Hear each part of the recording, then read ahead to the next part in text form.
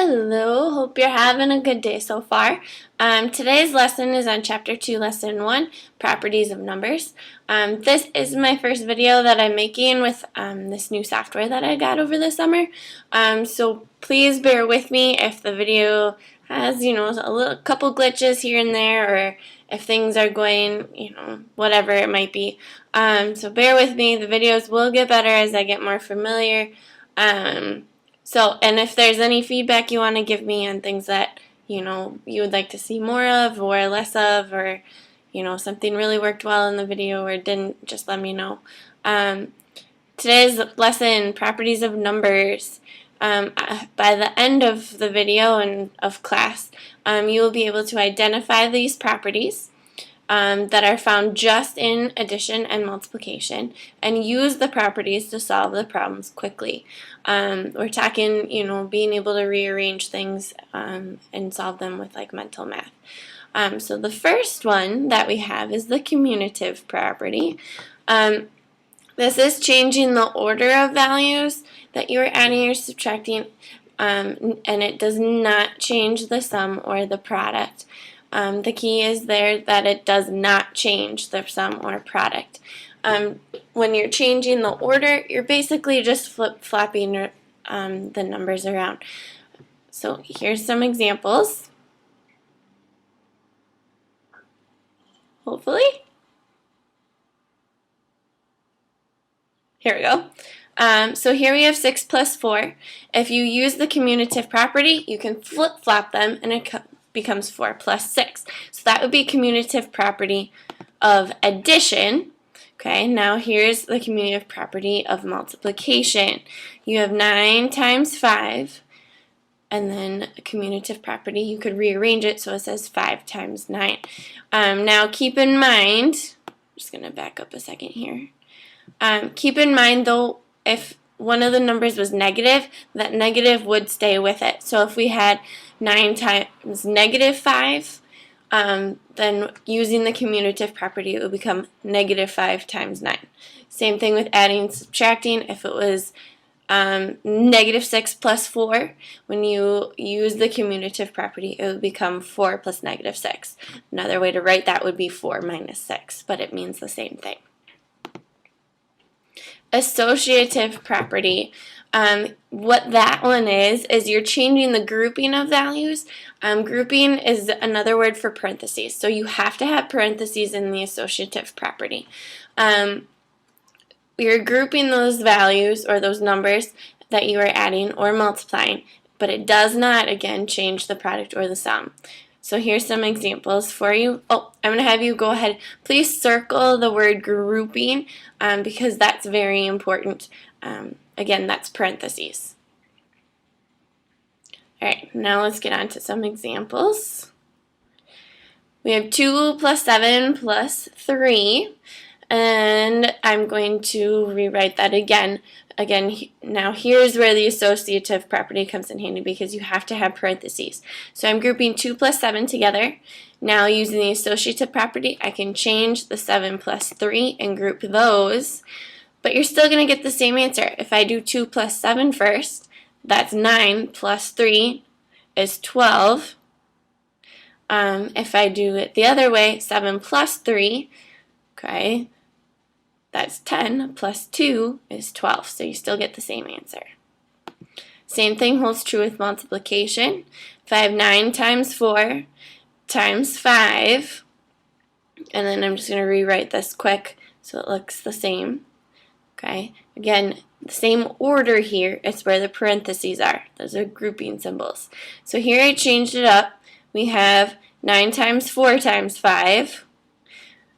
Okay, and 9 times 4 is in parentheses. 9 times 4 is 36, and then multiply it by 5. Or you can take the 9, multiply it by 4 times 5, which is 20. You're going to get the same answer either way.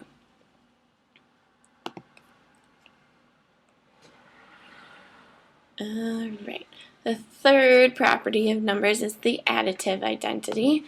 When you add a number and 0, the sum equals the original number. Okay, this is really straightforward. It's just a fancy word. So you're looking for how it doesn't change, the sum equals that original number that you started with. So here's some quick examples. 12 plus 0 equals 12. That's the additive identity. It's additive. You have the word add in it. Okay, so it's still the same. Here we have 6 plus 0 equals 6. Okay, that additive identity, again, is because you have the 0 in there. Your answer, your sum stays the same, and you have that original number that you're working with. Which brings me to our next one, which is called the multiplicative identity. Any ideas as to how we're going to keep that? Again, we're looking for how to go from the same number to, or the original number stays the same. Well, how does that happen in multiplication? I'll give you a second to think about it.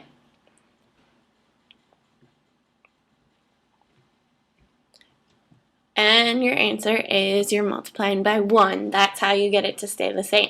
So here we go. Some examples for you. Hopefully.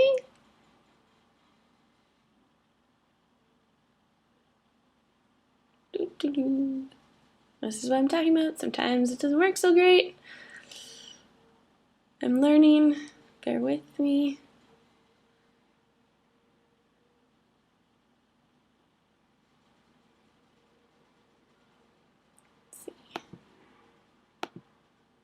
Oh, here we go. Okay, so when you multiply a number, here we're just writing the definition out. When you multiply a number, and what we already talked about, and the lovely number 1, the product will be the original number.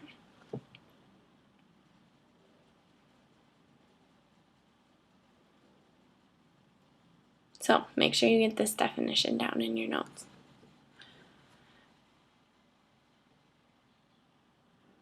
So examples, 10 times 1 equals 10.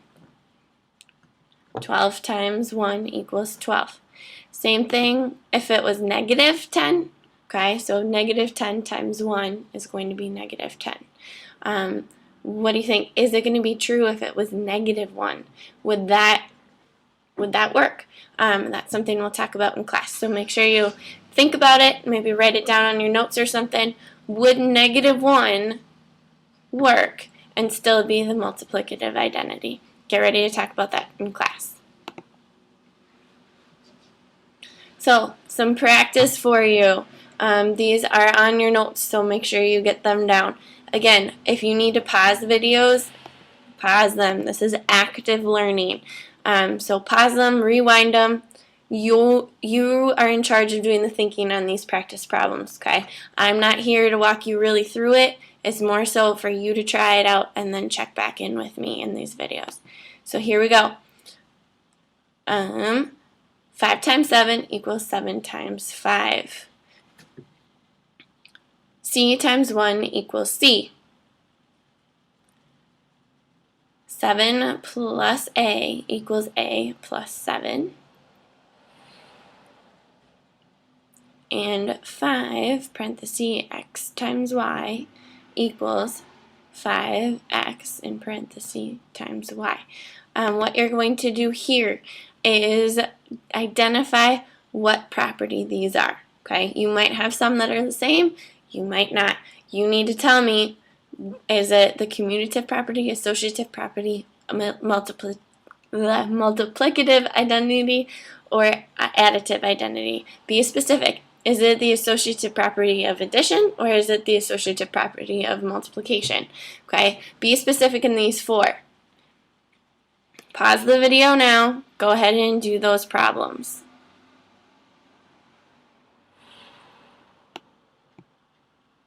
Oops.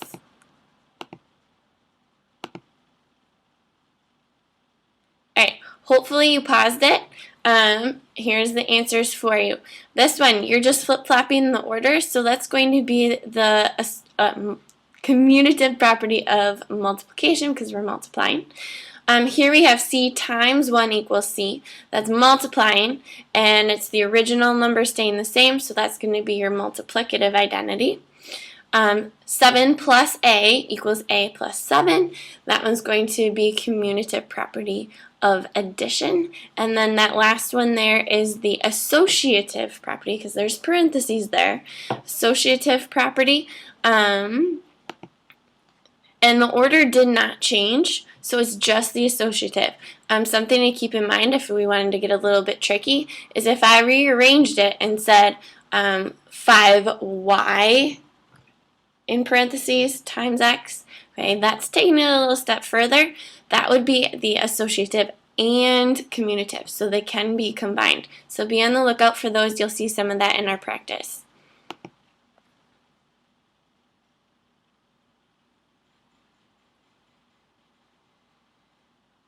Here we have 4 times 9 in parentheses times 5. What I want you to do, what I want you to do here is solve it with mental math.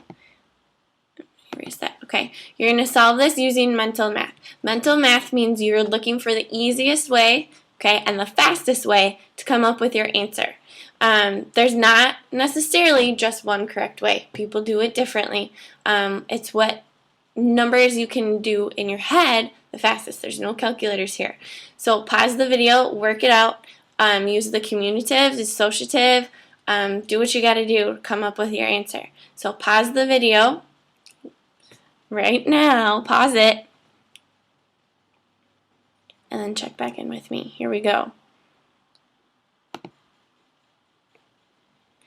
Now, what I'm showing you is just what I did. There isn't necessarily, this is the only way, okay? Maybe you came up with something different. I'm doing math that's easiest for me in my head. So if it's not totally correct, that's okay. As long as you were doing it mentally and it was easy for you, then you did it right.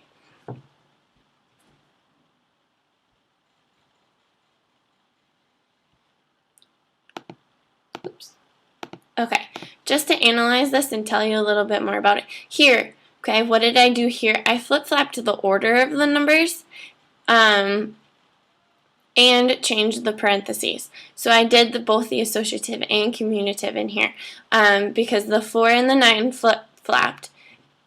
Oh wait, no, sorry. It was just the commutative. The 4 and the 9 flip-flopped orders, okay? So that's commutative property. Then if you look down here, we have 4, 9, and 5. Now my parentheses changed. That's associative. Okay, and now I did my mental math of 20 times 9.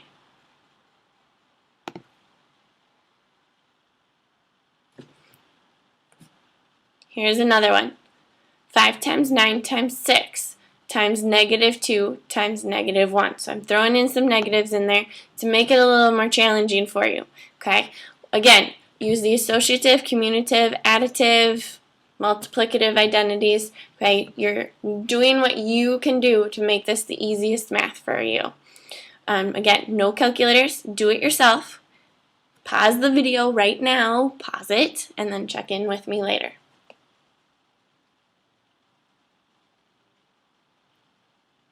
Alright, hopefully you paused that video. Here we go. So, again, this is what I did.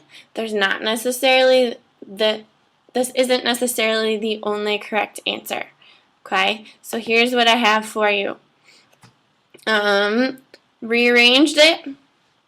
Okay, so I flip-flopped the order of some of those. That's the commutative property. Then I grouped them. Oops, sorry, I didn't group them. I did multiplied first and grouped. And then I just did that easy mental math all the way down. And that's how I solved the problem. You could have done something a little bit differently. That's totally fine, as long as you were just doing mental math. Alright, that's all I have for you. Okay. So just checking in, you should be able to identify those properties and use them in mental math types of situations, just like the examples we did in the video. Again, if you have any questions as to in any part of the video, or if it's on an actual problem, bring those into class. Write them down right now, because otherwise you'll forget them. If it's something specific in the video, you can email me if you need to or talk to someone else, but we'll work on this in class. Thanks for watching. Have a good day.